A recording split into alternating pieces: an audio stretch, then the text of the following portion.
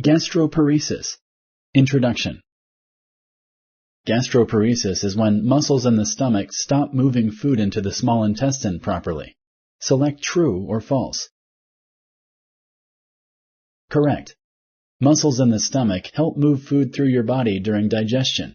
When they stop working properly, they cause gastroparesis. Nausea, vomiting, and weight loss are symptoms of gastroparesis. Select true or false.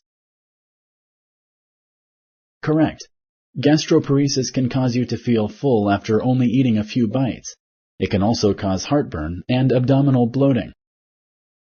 Severe vomiting caused by gastroparesis can lead to dehydration. Select true or false. Correct.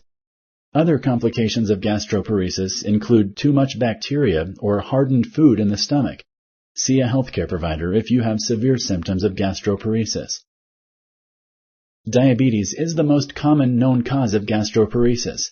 Select true or false. Correct. People with diabetes may have high levels of blood sugar that can damage the vagus nerve. Which of the following diet changes can help you manage mild gastroparesis? Choose one of the following options. 1. Eating low-fat meals that are small. 2. Walking after meals. 3. Drinking water during meals. 4. All of the above.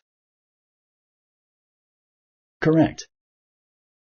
Do medications always work to treat gastroparesis? Select yes or no. Correct. Medications do not always work. Other treatments may be needed, such as surgery or a feeding tube. Thank you for using Explain.